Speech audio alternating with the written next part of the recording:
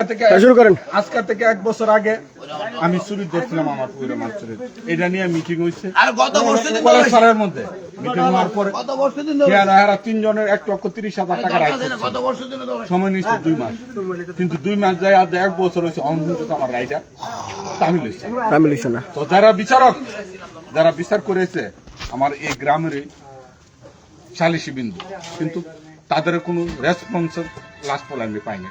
পরে কইছে যে ঠিক আছে, না দিলে রায় করছি, না মানলে কি করবো, মামলা করবো। তো মামলাও আমি অলরেডি করছি। তার কাটে আয়া গার্জিয়ান ডিলিট করে দিছে, দিয়া একটা গেছে বিদেশ আর বাইরে চুরি করে। এখন আমার মামলাটা হ্যাং অবস্থায় আছে, দুলানিত অবস্থায় আছে। তো আমি একটা আহ্বান জানাবো, যারা গোপীনাথপুর একটা আদর্শ গ্রাম, আশেপাশে 8-10টা গ্রামের থেকে আমাদের গ্রামটা একটা বৃহত্তম গ্রাম, সবচেয়ে বড় গ্রাম। তো আপনারা গ্রামের বিচার ব্যবস্থা করেন, আলহামদুলিল্লাহ এমন ভাবে করেন যেটা মুগ্ধ বলবেন এটা শেষ পর্যন্ত যাতে ন্যায় বিচার পাওয়া যায়।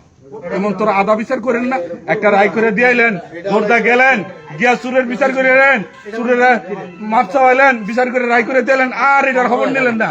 তাহলে সুর তো চুরি করবোই, আরো করবো। যদি ওই দায়িত্বটা সঠিকভাবে পালন না করতে পারেন, তাহলে আপনার এই গ্রামে বিচার ব্যবস্থা করার কোনো দরকার নাই, আমি মনে করি।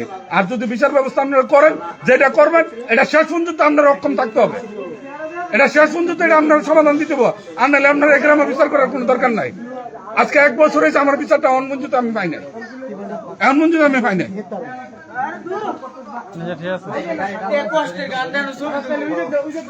বছর আগে যদি আমার বিচারটা আমি পাইতাম, তাহলে এই চুরকে আর দ্বিতীয়বার চুরি করার সুযোগটা পাইলেন হইলে চুর আমরাই ফালি, চুর আমরা যারা বিচার করি তারাই পালি চুর। আর নাহলে বিচারের মতন বিচার করলে চুর থাকলে নইলে এই গ্রামে আর চুরটা থাকলে নইলে। তো বিচারটা আপনারা ওইভাবেই করবেন, আপনাদের প্রতি আমার দৃষ্টি আহ্বান রইল। শেষ করে দিই।